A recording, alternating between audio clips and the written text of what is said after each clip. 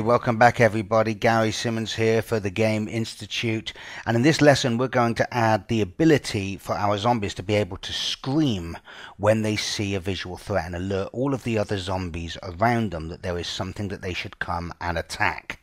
Before we do that though, you will remember at the end of the last lesson I had set you a task to perform. And that was to create several different variants of our zombie using the remaining zombie models that we have in our project. As you can see, I have done that. I have some zombies here that are walking, some that are running. If you probably saw that little Girl Scout just now, she's actually sort of jumping along the ground like a gorilla. And you can see I have several different variants of walking, several different variants of running, etc. And this has been done by both tweaking the settings of the zombie controller, but also by creating additional animator controllers and swapping over the motion fields, just as we described in the last lesson. So like I said, here is what I came up with, and I've managed to fill my level with quite a few different looking zombies. And I actually only used 4 animator controllers to do this. And you will be able to download this project at the end of this lesson so you can see exactly what I have done. But before we go on and implement that screen behavior, let me just briefly take you through how I have set up my zombies in the scene. So as you can see, I have created 4 animation controllers now. Now at the end of the last lesson we obviously had OmniZombie 1, that's the one we've been working on all this time, but we also briefly created OmniZombie 2. I wasn't really happy with the walking animation I was using for that one, so let me show you what I changed.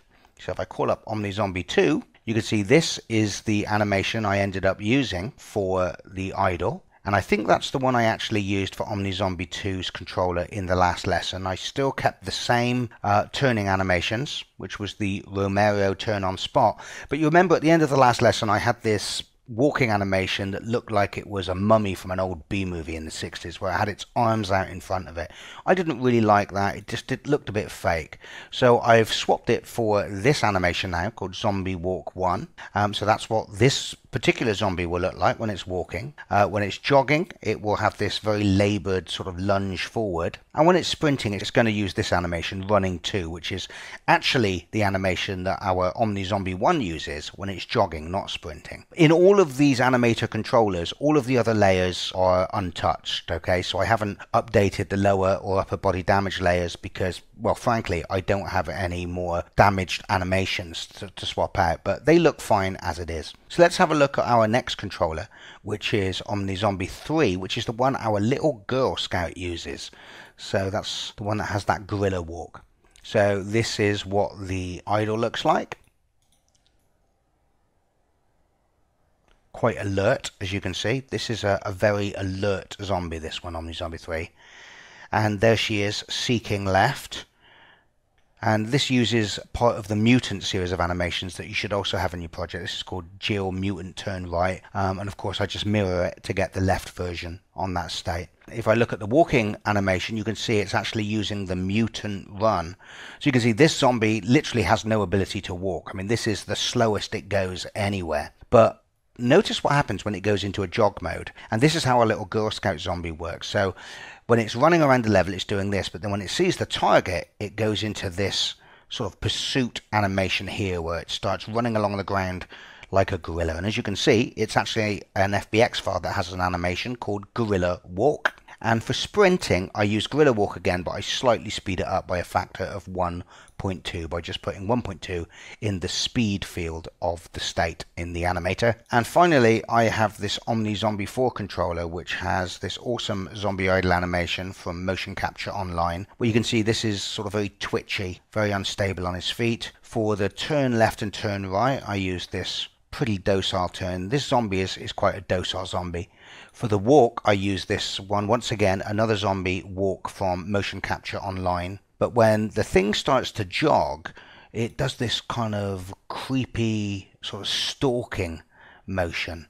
So that's actually from the Locomotion folder, and it's called Zombie Sneak. And when this OmniZombie 4 is running, it uses the Mutant Run again. So with these 4 animator controllers, which you can see are in the animator controllers folder called OmniZombie 1, OmniZombie 2, OmniZombie 3 and OmniZombie 4, I was able to create all of the variants that you have in this scene. So as you can see, what I also did is, as I set up each zombie, I assigned each one a different controller, But it looks like I've got more than just the 4 variants, and that's because even if zombies share the same animator controller, so let's say for example I have 2 zombies using OmniZombie 2, but then what I do is I might say on the first zombie I will set its patrol speed to 1, but on the second zombie it's patrol speed to 2. So you've got one zombie that is just naturally walking and another one that's just naturally running. So we've got 3 speeds in most of these controllers. So with just the 4 controllers, each having 3 variants of just how they run, you can have some very different looking zombies.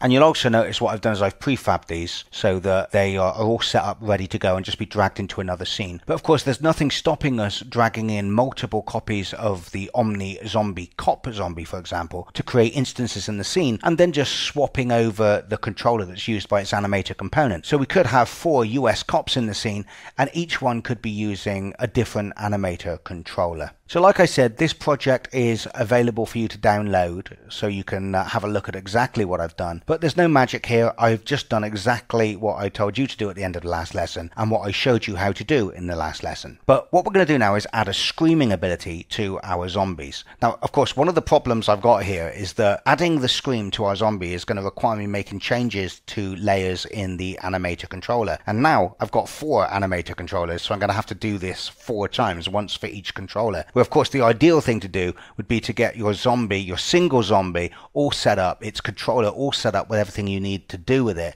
and then you would then clone it and change the motion fields around, so you don't find yourself in the same position as me, having to now update 4 controllers. And also the zombie state machines of these zombies will need to be updated as well. So what I'm going to do for now is just work on our zombie Jill again while we're adding the scream functionality. So I'm going to select all of the other zombies in my level and I'm just going to disable them.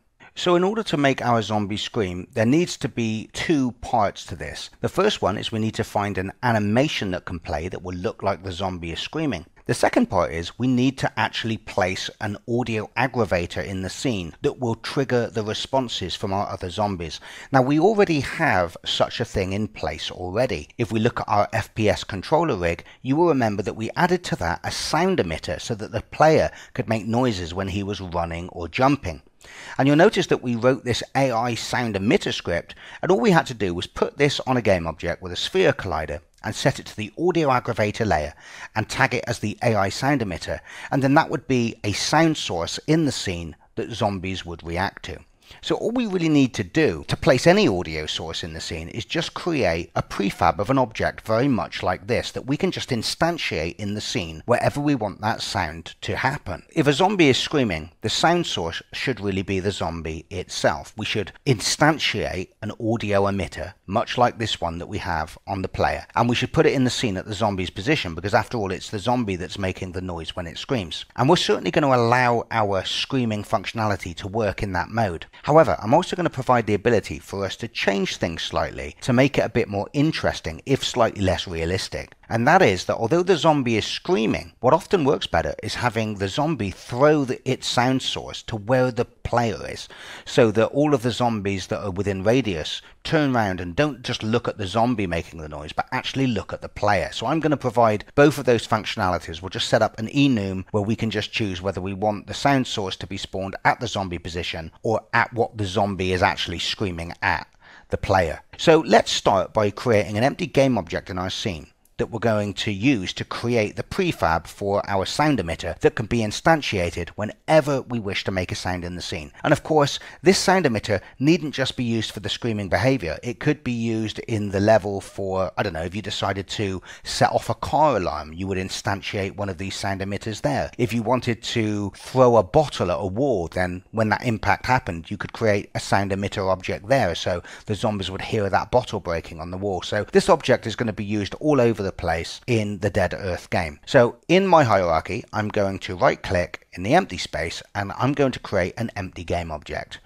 What I've done is I've just created it as a child of my FPS controller, which I don't want, so I'm going to unparent it and just put it in the root. I'm going to rename this AI Sound Emitter.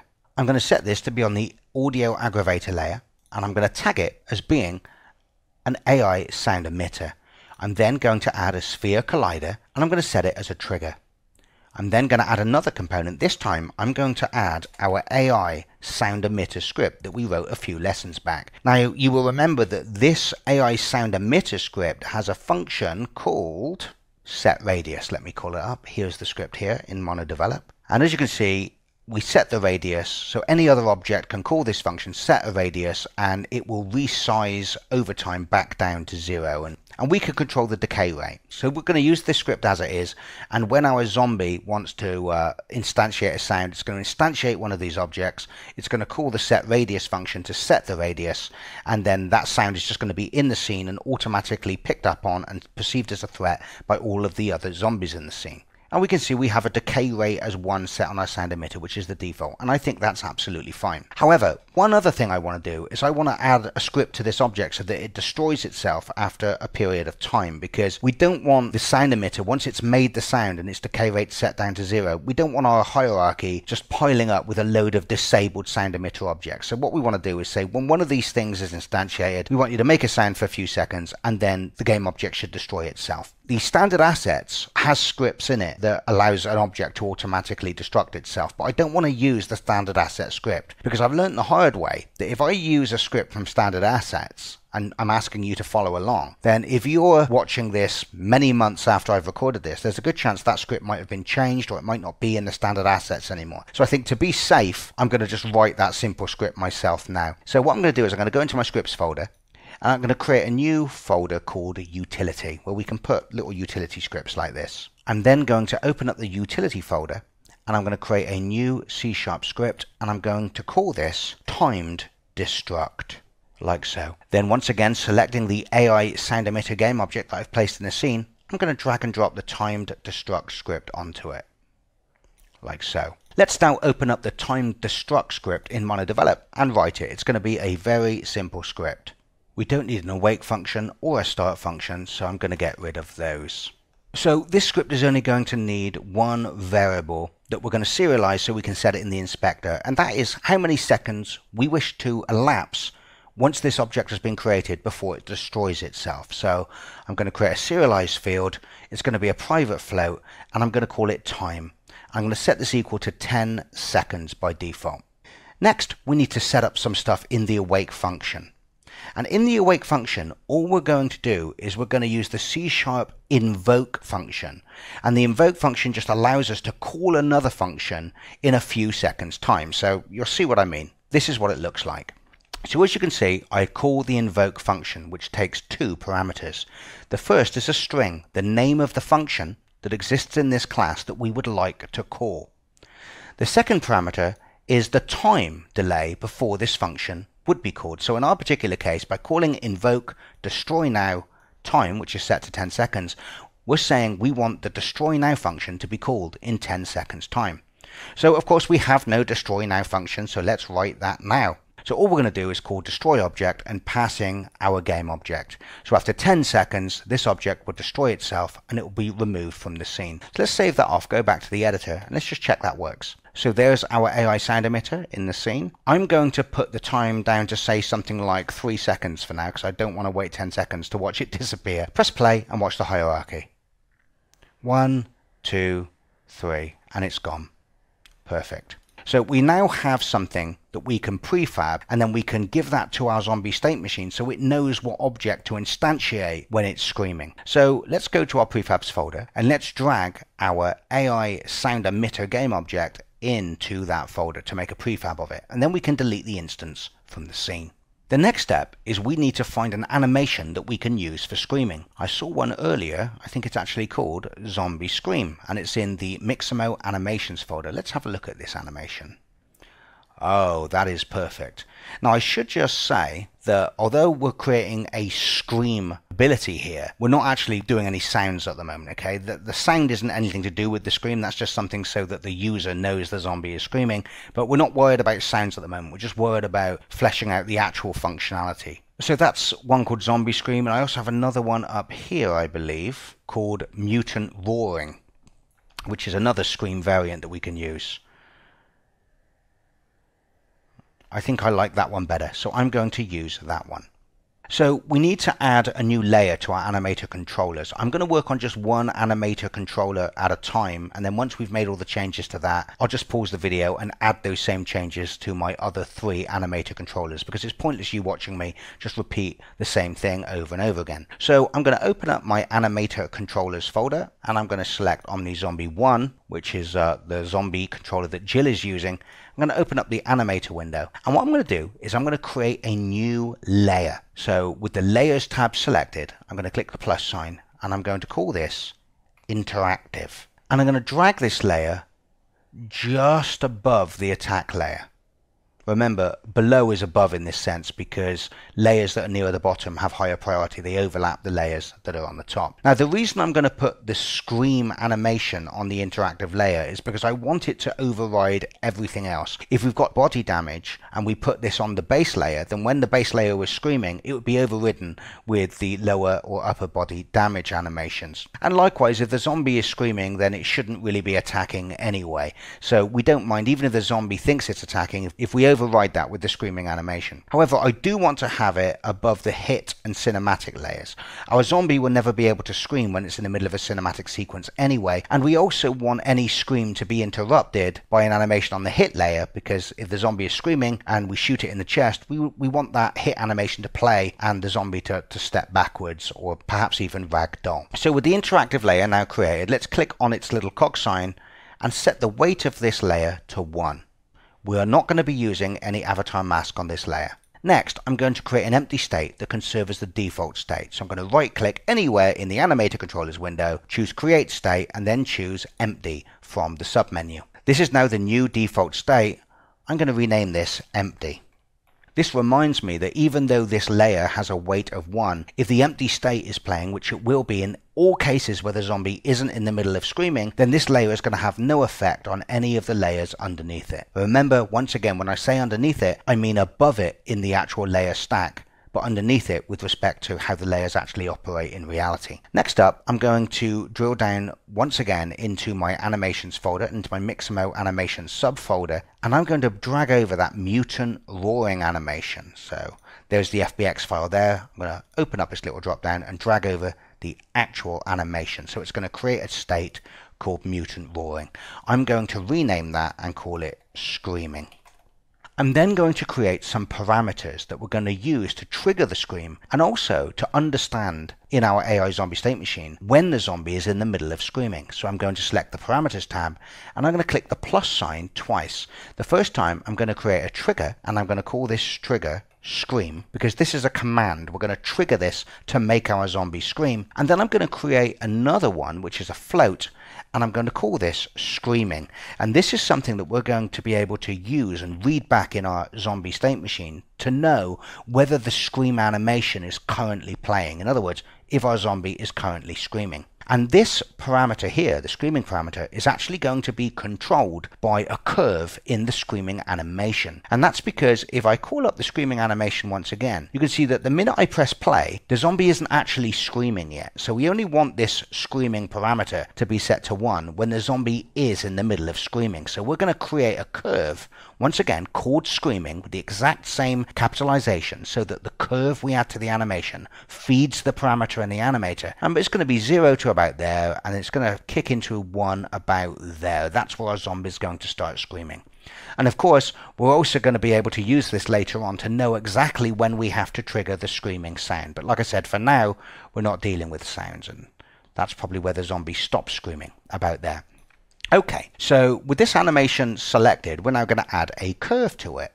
So of course, in order to do that, we go to the curves drop down in the animation clips import inspector, and we click the little plus sign to add a curve. And the name of this curve, if we want it to drive a parameter in the animator, has to be the exact same name and capitalization. So I want the values in this curve to drive my screaming parameter in my animator. So I'm going to call this curve screaming, like so. With that done, I'm going to seek through the animation to where I think it's going to start screaming, which is about there. I'm going to add a keyframe. I'm then going to add it on just one frame by clicking the right cursor key and add another keyframe. Then I'm going to seek along to where the screaming is over, which is probably about there. And then I'm going to add a keyframe again there. And then I'm going to click the right cursor key once again to move on one frame and add another keyframe there. I'm now going to step through these keyframes. So the first keyframe, the screaming is 0. It should stay at 0. The second keyframe, when it's just about to scream, it's still 0. But then when we move on to the next one, this is where we want it to suddenly, within a single frame, jump up to 1, and our screaming is now active. Now I'm going to move over once again to the end of the scream, make sure that's set to 1 as well. And if I open that up in the curves editor, you can see exactly why I added those two, what probably seemed like redundant keyframes. It's so we can have a steep step up from not screaming to screaming, and from screaming back down to non-screaming. Whenever this animation is playing now, the value of this curve in the animation will be reflected in this screaming parameter in our animator. Finally, as a last step, let's click apply so that our animation clip is now saved with that curve. So let's now create the transition from our empty state into our screaming state. I'm going to right click on the empty state and I'm going to choose make transition from the menu. I'm then going to connect that transition to my screaming state. I'm then going to select the transition and I'm going to untick has exit time. As soon as we trigger a scream, we wish to immediately transition into the screaming animation. The condition on which we start screaming is going to be simply controlled by this scream trigger that we just added as a parameter to the animator's parameter list. So the transition condition is simply when scream. Remember, this is a trigger, so it's not a boolean. We don't have to set true or false. We're basically saying as soon as this trigger is set, this transition is going to happen. Now, unlike some of our other animations, we do wish the screaming animation to carry out until it's finished. So the transition back into the empty state is simply going to be when has exit time has been reached. That means the animation will play out fully and then return back into a non-screaming state. Our animator controller has now been correctly set up to handle screaming on this interaction layer. We will be using the interaction layer much later on when we start to give our zombies the ability to open doors and other interactive things like that. Now, if I'm not mistaken, all we have to do now is update the code to our AI Zombie State Machine class to work with these new parameter variables and this new interaction layer. So let's now open up our AI Zombie State Machine class in MonoDevelop. So the first thing I'm going to do at the very top of our AI Zombie State Machine file is I'm going to create a new public enum, which is going to allow us to decide whether we want the AI Zombie State Machine to spawn the AI sound emitter at the zombie's position or at the player's position. So I'm going to call this AI Scream position. It's got two members. The first one is entity, which means it's going to scream at the AI zombie's position. And the second one is the player, which basically means it's going to spawn at the player's position. Next up, we need to add some new serialized fields to our AI Zombie State Machine so we can set up via the inspector exactly how we want the screaming behavior of this zombie to behave. Things such as the radius of the scream and what the chances are of this zombie being able to scream. Also, we need a place where we can hook up a reference to the AI sound emitter prefab that we created earlier in this lesson. So I'm going to add these variables underneath the satisfaction variable here. The first one's going to be a serialized field, and it's going to be a float in the range of 0 to 1. Notice how I've used the 0 to 1 range attribute, and I'm going to call this scream chance. This is the chance that this zombie will be a screamer, and I'm going to set this to 1. Don't worry about what this means for now. It will all become clear later on. The next variable I'm going to add is going to be a float, which will control what we wish the range of this zombie scream to be. So this is going to be a float. I'm going to call it scream radius, and I'm going to set this to 20 by default. And next up, I'm going to create another serialized field of type AI Scream Position, which remember is that enum we created up here, which is going to allow us to configure on a per zombie basis whether we want the scream to happen at the zombie's position or at the player's position. So I'm going to call this Scream Position, and by default I'll set it to AI Scream Position.entity. So the scream will actually happen at the zombie's position, which kind of makes sense, but like I said, using the player's position actually creates more interesting gameplay, I think. Finally, I'm going to create one more serialized field, and this is going to be where we're going to store the reference to the AI sound emitter prefab that we wish to instantiate when the zombie screams. So of course it's of type AI sound emitter. I'm going to call this scream prefab, and I'm going to set this to null by default because we have to hook all of this stuff up in the editor. So let me save that off, go back to the editor and make that connection now. So as you can see, with Jill's AI entity game object selected, if I now look at her AI zombie state machine, we now have some stuff we didn't have there before. We have the scream chance, we have the radius, we have the scream position. And I'm going to set scream position to player because I just like the way that plays more. But of course, what's really important is that we hook up a reference to the scream prefab. So let's drill down now into our prefabs folder and let's drag over a reference to that AI sound emitter prefab we created at the start of the lesson. The zombie now has everything it needs to instantiate an AI sound emitter in the scene, and of course this screen position tells it where it should position that AI sound emitter once it's instantiated. What I should mention is that the way I've decided to implement this is screaming is not going to be a separate state like patrol or idle. It's actually going to be a function of the alerted state. I don't want my zombie to be able to scream whatever it's doing. I only really want it to be able to scream in the alerted state. I'm sure you'll agree that a zombie that keeps screaming too much would be really annoying. Furthermore, the zombie is going to be in an alerted state for quite some time, so we want to make sure that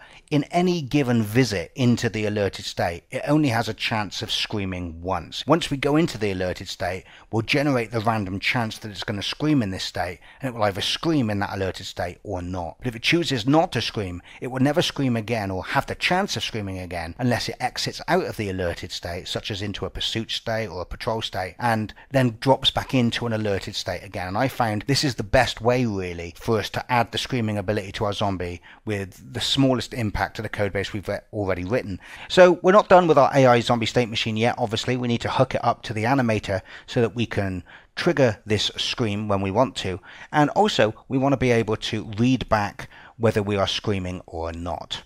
So the next thing we'll do is we'll scroll down to these private variables here, which allow us to keep track of things such as whether we're seeking, whether we're feeding, whether we're crawling, and we'll add a new one that's called isScreaming that will allow any other object to basically inquire whether or not this zombie is currently in the middle of screaming. So of course, in order to talk to our animator, we need to create those hashes. So we'll need to add two more hashes now, one hash for the actual scream trigger and another one so that we can read back the screaming parameter from our animator. So I will add them under the crawling hash here. It will be a private int, the first one. It's going to be called screaming hash, and we use once again the animator's string to hash function, and I'm basically saying I want you to give me the hash, the integer ID if you like, of the parameter in our animator called screaming, and I've stored this in a variable called screaming hash. And we also need to get the integer ID from the animator of the actual scream trigger as well, so that'll be another private int. I'll call this scream hash. Once again we use animator string to hash function, but this time pass in scream, and you remember this is the names of the two parameters and the exact spelling and capitalization of those parameters that we added to our animator a moment ago. Okay, so I think the next thing we'll do is we will create a property so that any object can inquire as to whether we are currently screaming or not. Remember, we added a private float up here, but I'm going to create a property now so anyone can access whether we are screaming or not. And that's really easy. We just create a public Boolean property called isScreaming, and this will simply return the value if our isScreaming private variable is larger than 0.1, in other words, if it's not 0. Now, you might be missing a piece here at the moment because we haven't finished adding the code, but you will recall we added this isScreaming float up here. It's set to 0 by default. In our update function, we're going to continually query the animator and we're going to ask for what the value is that is stored in that screaming parameter. Remember, that's the parameter that's driven by the screaming animation, and it will be set to 1 whenever our zombie is actually in the middle of that scream animation. So we need to add that to the update function in just a moment. But for now, just know that if that animation is playing and we are currently in the middle of a scream, then this isScreaming private float here will be set to 1, and therefore this will return true, otherwise it will return false. But what we need to do now is add a public function that any other script can call to make our zombie scream, because it's not actually the AI zombie state machine itself that's going to make that decision. It's actually going to be made in the alerted state. So let's create a public function called scream with a Boolean return type. And the first thing we'll do at the top of this function is we'll just say if we're currently screaming, then just return true. We don't want to start screaming again if we're in the middle of a scream. Next up, we'll just check that the animator isn't null, we'll check we do have a valid AI sound emitter prefab that we can spawn. And we'll also check that the cinematic layer is not currently enabled. Now you will remember that on our cinematic layer, we added a script called Cinematic Enabler, which tells our AI Zombie State Machine whenever an animation other than the empty state is playing on our cinematic layer. So we know that if any cinematic sequence is playing, we also don't want to scream, because those sequences are normally mutually exclusive to a screaming operation. It's normally our zombies feeding, or it's dying, or it's just recovering from a ragdoll. So we never want it to scream if the cinematic animations are playing out. But assuming that's not the case, we're going to contact our animator using the set trigger function, and we're going to pass in the hash of that scream trigger parameter. With the animation now playing on our layer, it's now time to instantiate that prefab. So let's first of all calculate the position at which we wish to spawn the AI sound emitter prefab. I'm going to create a local vector 3 called spawnPos. And what I say here is I say if our screen position is set to AI screen position entity, then the position is simply going to be the position of this zombie, this AI zombie state machine. However, if it's not set to entity, then it must be set to the player's position. In other words, we've chosen that we wish the AI sound emitter to be spawned at the player's position. Well, then we're going to use the position of what is our current visual threat. At this point, we now have the spawn position that we wish to instantiate the object at. So let's just instantiate the object. So as you can see, I create a local variable called scream emitter of type AI sound emitter.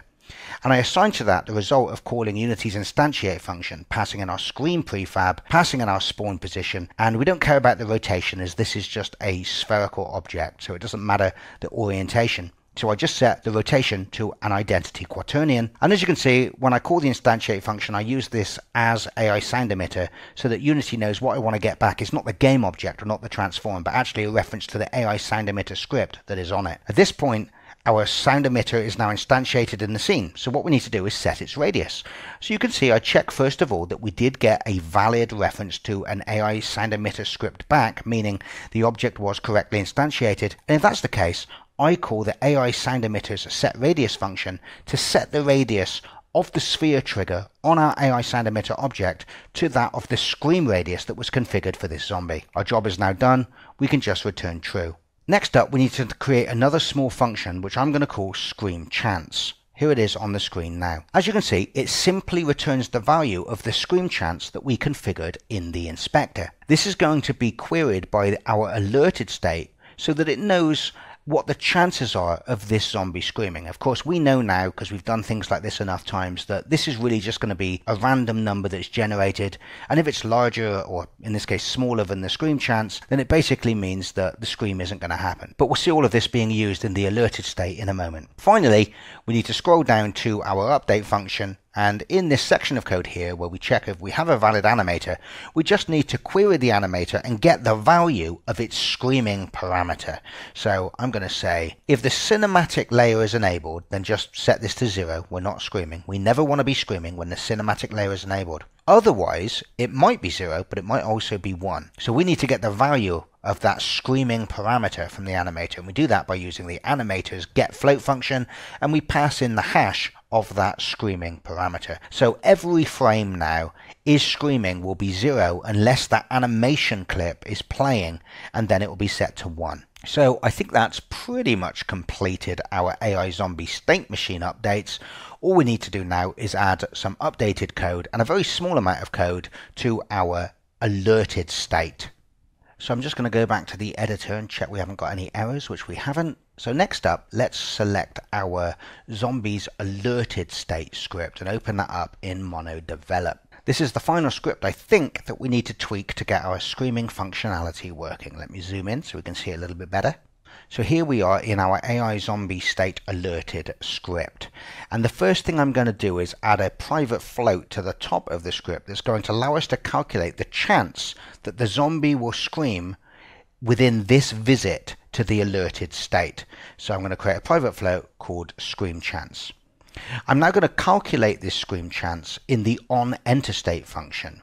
Because remember I said that I only ever want my zombie to scream once within any given visit to the alerted state. So if we don't scream when we drop into the alerted state, we're never going to scream unless we drop back out of the alerted state and back into it again. So we're going to calculate this scream chance in the onEnterState enter state function, which remember is called only once within a given visit to a state when we first drop into that state. And I'm going to put this at the bottom, and I'm basically going to calculate this by fetching what the scream chance is of our zombie from the parent state machine and subtracting from that random.value. Now remember, random.value returns a floating point number in the 0 to 1 range. So let's say, for example, our zombie state machine has been given a scream chance of 0.25, a 25% chance of screaming within any given visit to an alerted state. And then say, for example, our random.value returns a value of 1. Well, obviously 0.25 minus 1 is a negative value,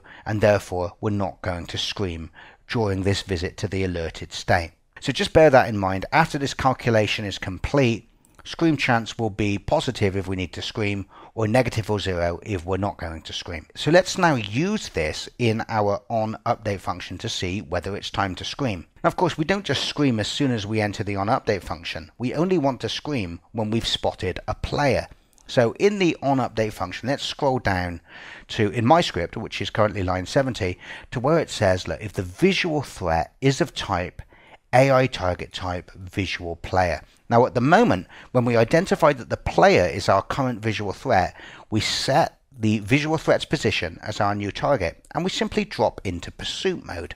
Now what we're going to do is, before we drop into pursuit mode, we're just going to check that that scream chance isn't above 0, because if it is, it means we need to do a scream first. So let's see what this might look like. So I say if scream chance is larger than 0, well then we call the zombie state machine's scream function, which remember we just implemented. That is the function that is going to trigger the scream animation in the animator, and is also the function that instantiates the sound emitter into the scene and positions it at either the entity's or the player's position. Either way, if that function has been successful, it's going to return true, meaning we have successfully screamed. So what are we going to do? Well, the first thing we're going to do is we're going to set scream chance to min value. In other words, a big negative value, the smallest negative value that can fit within a flow. And the reason we do this is so that we never trigger the scream chance again while we're in this single visit to the alerted state. Obviously, the next time we drop into the alerted state, the onEnter state function would be called again and the scream chance would be calculated again. But while we're in this visit to the alerted state, we don't ever want to scream more than once. That's why we set the scream chance to a negative value, so that this test will always fail until we leave the alerted state. So once we've set scream chance to a negative value, we finally return AI state type alerted. We wish to stay in the alerted state while we're screaming. But of course, otherwise, we just return AI state type pursuit and we start chasing after the player.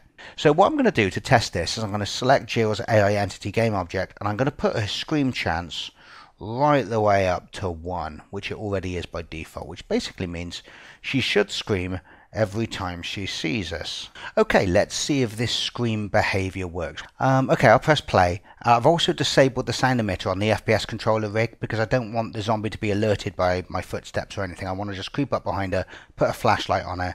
She should turn around, see me, and she should scream because I've got her scream chance right up to 100%. Okay, and we also want to be checking in the hierarchy that we get an AI sound emitter with the correct radius produced. Actually, before I do that, well, I'll do this in 2 steps. So let me first of all run out, and there's our zombie in the bottom. Put a flashlight on her. She should turn around and scream. She does. She screams, and an AI sound emitter has been created for a few seconds in the level. Let me make the AI sound emitter stay around for a little bit longer. So I'm going to select AI Zombie Jill just while we're testing. I mean, it's up for about 3 seconds at the moment, but that's kind of fine, you know. The sound doesn't need to go on any more than that, but I just want to make sure that it stays around long enough so that I can actually pause the game and just check the radius of the sphere collider and check it is set to the scream radius, which I've currently set to 20 here. I'm going to select that AI sound emitter in the project view, and I'm just going to up the time to 10 seconds so we can see what's going on. I also noticed when that animation played that its feet were waving around quite a bit. In fact, I'll show you again. If I press play and I maximize the window, notice that when she sees me and screams, her feet kind of start drifting, and that's because we haven't put a root motion configurator on the scream animation. So she's being kind of rotated to face me, and we want to take the root rotation from the actual animation. So I will select my interactive layer from the Layers tab in OmniZombie Animator Controller.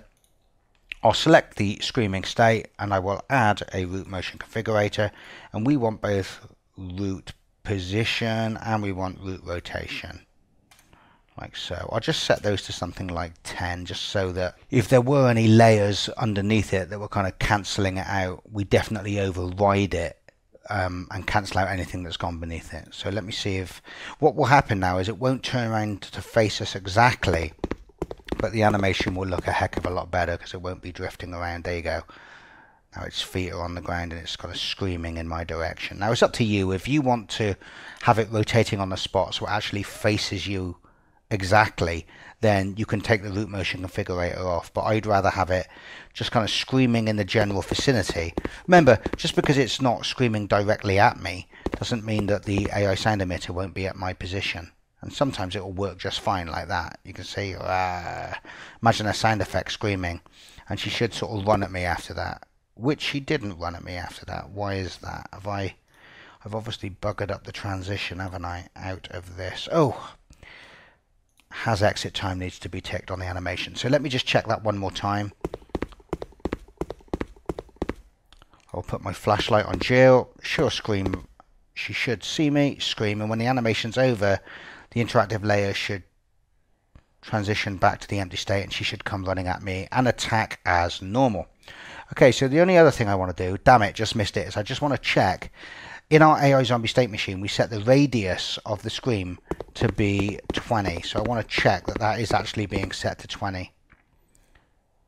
Okay, so if I pause it, we can now see our AI sound emitter has been created in the scene, but you can notice its radius has not been set to 20. It's been set to 0.5, which is the default. You can see there is our sound emitter, which is exactly where our player was, so it's correctly put it at the player's position, but it's ignoring the radius, and I have just realized why that is. And we're going to have to make a slight tweak, a very slight tweak, to our AI sound emitter script. Okay, let me explain to you what's happening here, because this is a kind of gotcha that can catch you out quite a few times if you don't know the exact order in which functions are called in Unity when you're instantiating objects on the fly. Okay, so this is our AI sound emitter script. This is the one that set radius gets called on to set over time the radius of our emitter. But you'll notice it also has a start function which kind of sets up the default radius to whatever the collider that is on this object is currently set to. So that's 0.5 in our case. So this start function, when it's called, sets the radius to 0.5, which is exactly what we're seeing the radius of our sphere be set to. Now the reason this is happening is because we are instantiating our AI sound emitter dynamically. So let me just try and point out what happens by calling up our AI zombie state machine's scream function, which is the one that instantiates our sound emitter. Okay, so what happens when we instantiate an object? Unity creates that object in the scene and it calls its awake function. It's not going to call its start function until it's ready to be updated during the next update.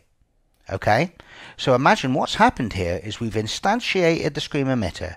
The scream emitter is created in the scene and its awake function is called.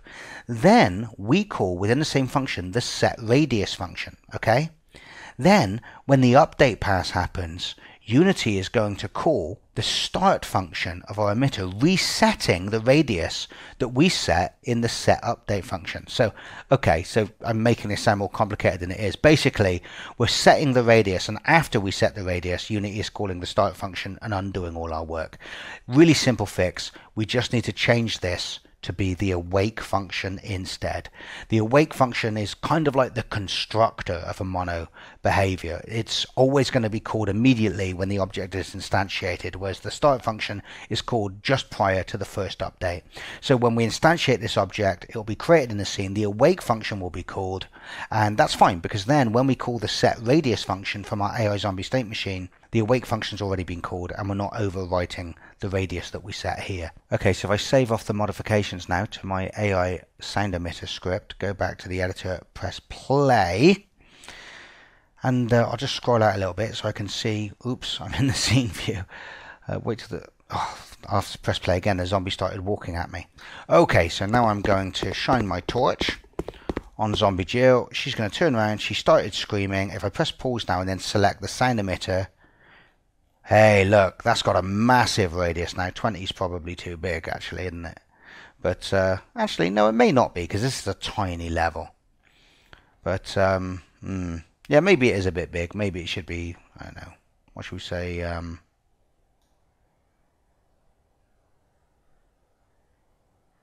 maybe 12. I'm going to set it to 12. So to set the radius to 12, I select Jill's AI entity game object, and I scroll down to her AI zombie state machine, and I set her scream radius to 12 instead of 20. And I'm going to just check that one more time. Check that works. Shine my light on her, check the hierarchy until we see it be instantiated, and there you go, that's a much nicer size. And we can check the sphere collider of our AI sound emitter, and we can see it is indeed 12. Okay, so we've now implemented scream behavior, but we've only really done that for Omni Zombie 1, which is our first controller.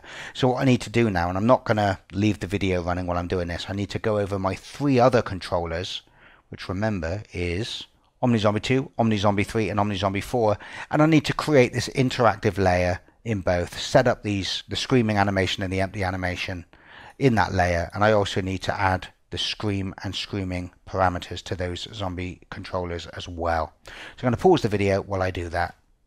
And I'm back, and all 4 of my animator controllers have now been set up to have a scream trigger, the screaming float parameter, and the interactive layer placed just below the attack layer with an empty state and the screaming state. However, in order to make things a little more interesting, for Omni Zombie 3 and Omni Zombie 4, I actually changed the motion field that was used by the screaming animation state. Now, just to remind you, if I select Omni Zombie 1 and double click on her screaming state to bring up that mutant roar animation, let's just remind ourselves what it looked like. There it is. You will also recall that when we were looking through the animations in the Mixamo animations folder, we also had another screaming animation called Zombie Scream. And I thought it would be nice if all of our zombies didn't scream the same way. So what I did for Omni Zombie 3 and Omni Zombie 4 is I simply swapped over the motion field to use the Zombie Scream animation instead of the Mutant Roar animation. Of course, I can't just swap over the animation fields and it all work. You will remember that on our Mutant Roar animation, we had to create that animation curve called screaming that would tell the animator and ultimately our AI zombie state machine exactly in the animation where the zombie is screaming and where it's not. So I had to do the same for the zombie scream animation. So if I call up the import inspector for that animation clip, remember this is called Zombie Scream, you will see once again I added a curve, I called it screaming so it marries up exactly with the screaming parameter in our animator, and if I press play you can see that the curve goes up to 1 and back down to 0 when it starts and stops screaming respectively. Oh, and also remember that when you add your screaming state to the animator, you want to add a root motion configurator script if your animation has root motion so that its feet stay planted firmly on the ground. Okay, so in order to check this new animation that we've used for the screaming state in the Omni Zombie 3 and Omni Zombie 4 controllers, what I'm going to do is select Jill's AI entity game object and just temporarily change the controller she's currently using, Omni Zombie 1, and swap it out for Omni Zombie 4. Then I'm going to press play and I'm going to go and see that new scream animation. Let me maximize the game view. There you go, she's spotted me, she's turning around, and she should do that new scream now. There you go. She screamed, okay. There she is, stalking towards me. Okay, so that works. I'm now going to swap that back over so that Jill, by default, in her prefab at least, uses Omni Zombie 1. So all of our controllers are now set up to have scream capability. And of course, what we really want to do now is go through our various zombie prefabs and set the scream chance down to something much lower than 100%. So for Zombie Jill, I found that a pretty good scream chance is actually quite low, somewhere around about, I don't know, 10%. Because remember, the zombie actually goes into the alerted state quite a lot. So even 0.1 could still be a little too frequent for the scream to happen. And you want to make those changes and change it slightly for all of your different zombies. Now, although we can save these changes back to the prefab and do something similar for all of our other prefabs, also remember that as we drag our prefabs into the scene when we're actually setting up a scene, there's nothing stopping us setting the per instance data differently for each zombie. So if I added, for example, 5 US cops to the scene, I could then, once they were in the scene, visit each one's AI entity game object and set the scream chance or any of its other properties differently for each US cop. And of course, that also includes the controller that it uses. So let me apply those changes back to Jill's prefab. So our scream system is now complete. Before we wrap up this lesson though, I want to add some code to our FPS controller rig because I'm really not happy with the collision dynamic between the FPS controller and any of our zombies. What happens at the moment, because the navigation system is controlling the collision, is that zombies simply move out of our way when we run into them. Let me press play to remind you of this behavior. So there's Zombie Jill. When I go and run up into her, I can literally just push her out of the way. Furthermore, that makes it very easy for me to get around the back of her, which means I leave her field of view, forcing her into an alerted state because she's lost track of me again, like that. And of course, this is really undesirable because let's imagine the player is running down a street that is packed with zombies. We don't want the player to be able to just push itself very easily through those zombies, just like a 10-pin bowling ball, because our attack animations take quite a long time to execute. So if we can very easily and quickly push a zombie out of the way and keep on running, well, then the zombies are never really going to get a chance to attack us. So why is this happening? Well, first of all, remember that a zombie has a capsule collider on it, and it also has a nav agent on it. Also, our FPS controller rig, although it has a capsule collider on it, also has a nav mesh obstacle on it. At the moment, it's the navigation system that we're relying on to make sure that our zombie and our FPS controller rig do not intersect one another.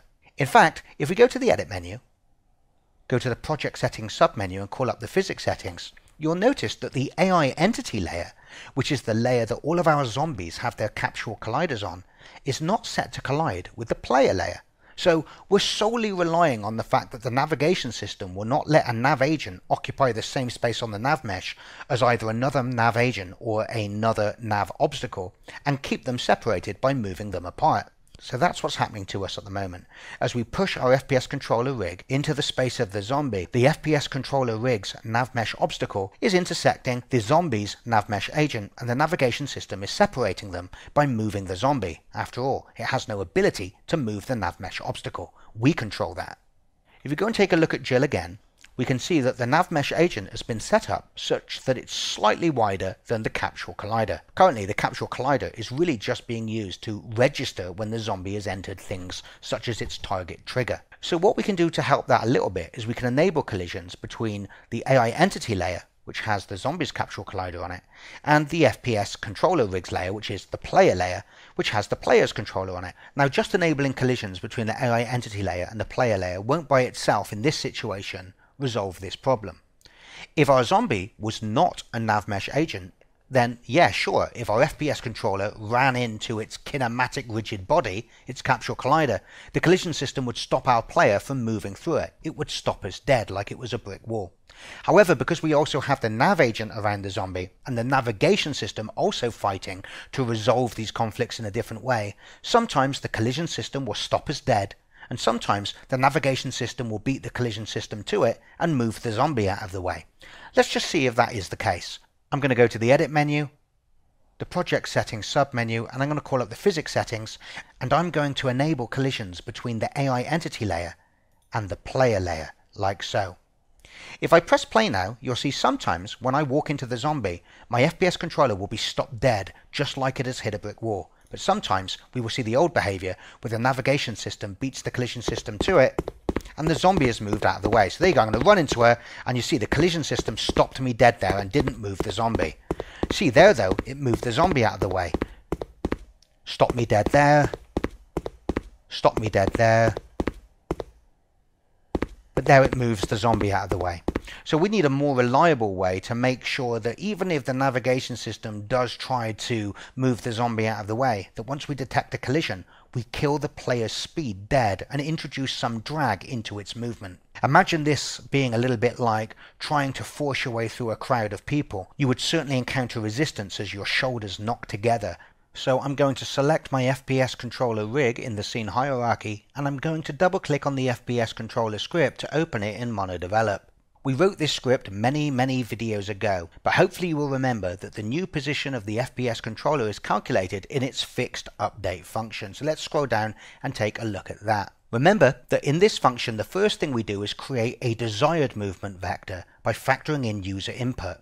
Then we calculate the actual movement vector, at least in the XZ plane, by multiplying the desired movement vector by the speed that we've set up in the inspector. If we introduced an additional multiplier on the end of this calculation that by default would be 1, but when we are encountering drag or resistance would be set to a value smaller than 1, well then that would diminish the length of the movement direction vector and our FPS controller rig would move more slowly. So what we're going to do is we're going to create a new variable called drag multiplier, which will be set to 1 by default. On this same script, we're going to write a collision handler to detect when our FPS controller rig has intersected or collided with the capsule collider of a zombie. When this happens, we will set our drag multiplier to some really low value. Let's say for example 0. When the drag multiplier is 0, the movement direction vector length would be 0 as well, and our player would be unable to move. Of course, we only want this to be temporary, so we need to add code that would return the drag multiplier back up to its default of 1 over a small period of time, such as a second or two.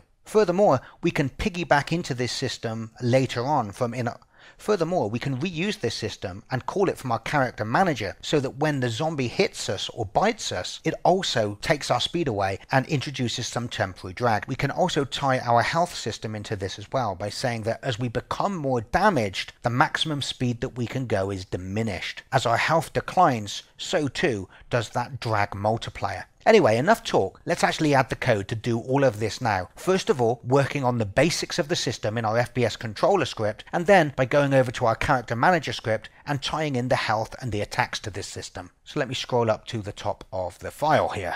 So I'm going to start by scrolling down and adding some new member variables to the very bottom of the variable declaration list, just above where our start function is declared. The first thing I'm going to do is add a new float. It's just private. It doesn't need to be exposed in the inspector. And I'm going to call this drag multiplier. And by default, this is going to be set to 1. This is the variable that we're going to multiply our movement direction vector with. So when it's 1, it will have no effect. But if we set this to anything smaller than 1, it will slow the movement of our character. But of course, we also want our drag multiplier to return back to 1 over a period of time.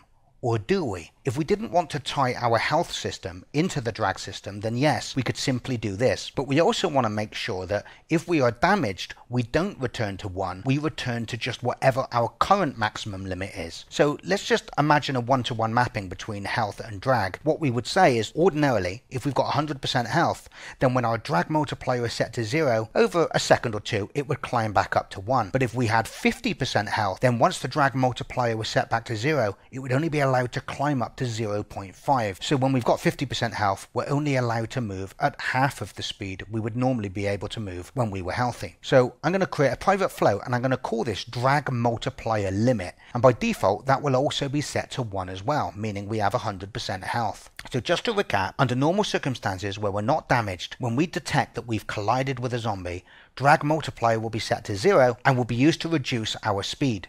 But over a period of time, drag multiplier will climb back up to whatever value is in here, which of course is 1. However, if we get to a position where we're 50% damaged, and once again I'm just assuming a 1-to-1 mapping with the health here just to make things easier to understand, then the drag multiplier limit will be set by our character manager script to 0.5, and therefore when we collide with a zombie, drag multiplier would be set down to 0, but it would only ever be allowed to climb back up to 0.5, not 1. So let's put those back to their default values of 1 and 1 respectively. And finally, what I want to do is have a variable that will be exposed via the inspector that will allow us to control the stickiness of a zombie. I'm going to make this a serialized field. It's going to be a float in the 0 to 1 range, and I call this NPC stickiness. This is basically how much the drag multiplier is going to be reduced when we just touch another zombie. You'll see how this is going to be used in a moment. And let's give our NPC stickiness variable a default value of 0.5, meaning when we collide with another zombie, drag multiplier will be cut in half.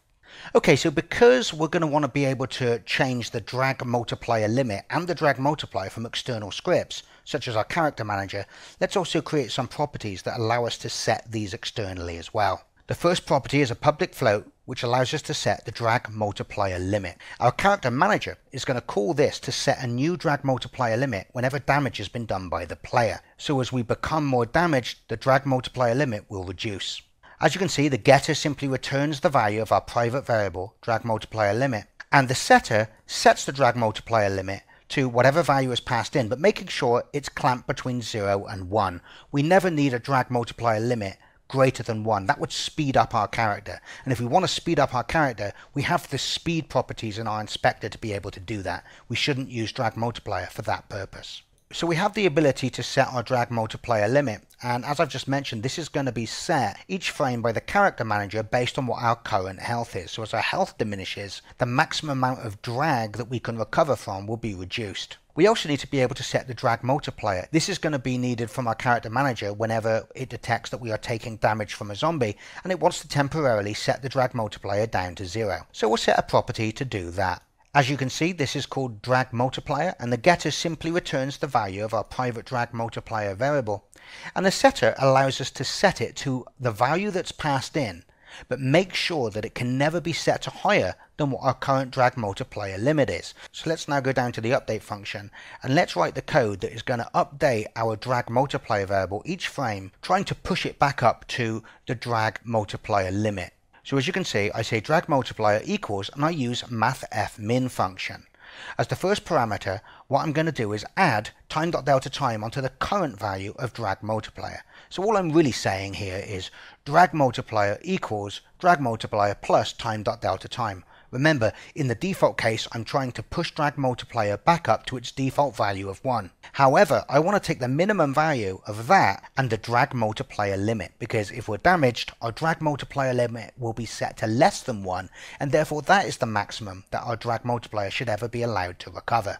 Okay, so we've now added the code that updates the drag multiplier each frame to allow us to recover from colliding with a zombie or being attacked by a zombie, but we haven't yet added the code in our fixed update function that's going to diminish our speed using that drag multiplier. So let's go down to where we calculate the move direction vector. Hey, and that's an easy one. We simply say multiply by drag multiplier on the end of both of those lines of code. Of course, nothing's going to happen at the moment because there's nothing external that is setting the drag multiplier or the limit to anything less than 1. However, we are going to handle the collision case in this script, and we want to do an onCollisionEnter function. But because this is a character controller, we have to use a special Unity function to do that. We don't just use the standard onCollisionEnter function. Instead, we use the onController collider hit function.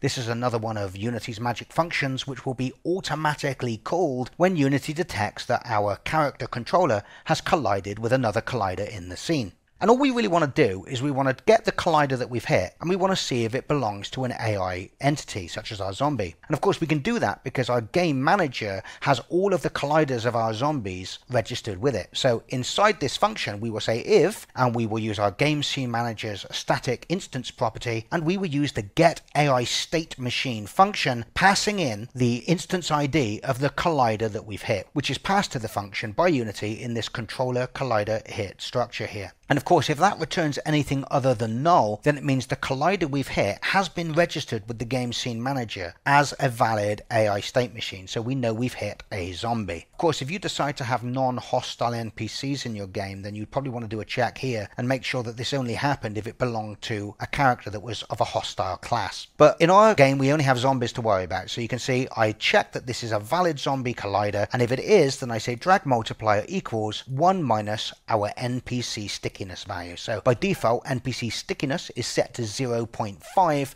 So 1.0 minus 0.5 means that when we touch the collider of another zombie, our drag multiplier is going to be set to 0.5. Then on the very next update, we're only going to be able to move at half the speed because we're multiplying our speed vector by 0.5. But of course, every frame, we are also updating the drag multiplier from 0.5, trying to push it back up by adding time.delta time to it to whatever the drag multiplier limit is, which by default will be 1 at startup, but will be lower, of course, when we sustain some damage. But we're going to see the code that handles that in the character manager in just a moment. So back in the editor now, I'm going to select the FPS controller rig, and although the default stickiness was 0.5, I'm going to move this all the way up to 1 because it was a little bit subtle. So of course we just saw that what this basically means is that when we collide with a zombies collider, for that frame our speed is going to be set down to 0 basically, and will recover over the next second. And I think this is about right, and you'll see that this I still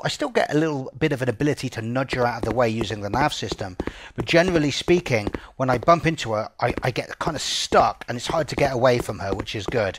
And you can see I can still kind of move her out of the way a little bit, but it doesn't feel quite so bad because I've had my speed stalled by the fact that when I'm in contact with her, I can only move very, very slowly. And it's probably not something you can really sense by watching me do it, but it just feels right in the game. So we've now fixed it so that we would no longer be able to just very quickly at high speed push through a big crowd of zombies. But I want to take this a step further, and I also want to add some drag to us when the zombie is doing damage to us. And also as we get more damaged, I'm going to use this system to also limit the amount of drag that we can recover from. So as we get more damaged, we move more slowly. I'm going to do that in the character manager script. So with my FPS controller rig selected, I'm going to open up the character manager in MonoDevelop. And we've only got a few changes to make in this one. The first one is in the take damage function. So here's our take damage function, which you remember is going to be called by a zombie when it's damaging us. And you can see we calculate the health, and then we use the health to configure the blood image effect on the screen. So under where we calculate the health, I'll simply say if we have an FPS controller reference, then set its drag multiplier to 0. So whenever the thing is hitting us, our drag multiplier is going to be set to 0. So even if we're running and we're not touching the zombie, if it manages to get a stray swipe at us and catch us on the shoulder, it's going to kill our speed dead for just that split second and then take us a second or so to recover from. Of course, it's even more deadly now in the case of a zombie biting us because it becomes really hard to get away from that zombie. We almost get stuck on the spot, and that's pretty cool too. We might have to shoot her in the head to get free. Okay, so the take damage function is now done. We now have damage also affecting our speed. So all we have to do now is scroll down to the update function, and each frame, assuming we have a valid reference to an FPS controller, is we will use our health to diminish what the drag multiplier limit is. So I'll put this underneath where we set the radius of the sound emitter, and I'll say FPS controller drag multiplier limit equals, and I'll just divide health by 100. Imagine, for example, we only have 50% health. That's going to generate 0.5 as our drag multiplier limit. But we never want to be stuck in a situation where we can never move. So what I do is I take the maximum of that, or 0.25. And this just makes sure that our drag multiplier limit never gets set down to 0 so that we could never ever move again. We're just stuck in perpetual 100% drag. Our drag will always, even when it's being set down to 0, will always at the very least climb back up to 0.25. Okay, so let me save that off and go back to the editor. And let's press play again, and let's see how bad this is when she's actually attacking us. And let's also check that as she damages us more and more, we can, oh yeah, you can see as she attacks me, I find it harder to get away. God, it was almost like she grabbed hold of me then. And if I let her really attack me a lot, we should see that now, look, I can move much slower. That's me running, which is more like a walking pace. And if I really let her damage me a lot, let me shoot her in the head. You can see now that that's my running pace, and my walking pace is really slow. I'm very damaged. It's up to you, of course, to tweak what is the maximum amount of drag that you can get based on how damaged you are. But at this point, you would want to be sneaking away to try and find a med kit so that you can get your speed back.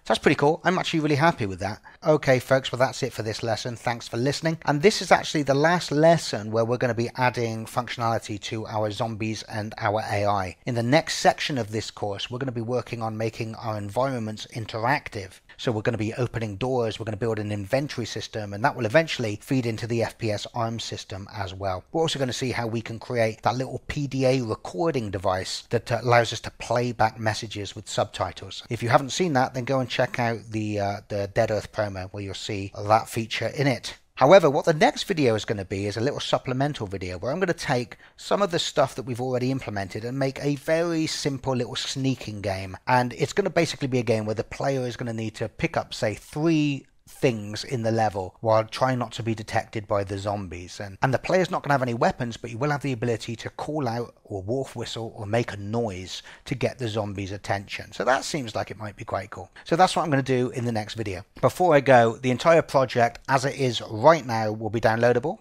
from the Game Institute website, and I'm also going to update it to 2017.2. I'm currently in Unity 5.52 here. I did want to update the project while you were following along in case it changed a few of the standard asset scripts, but I will update it to Unity 2017.2, which is the latest version of Unity as I was recording this video. Thanks for listening, guys. Bye bye now.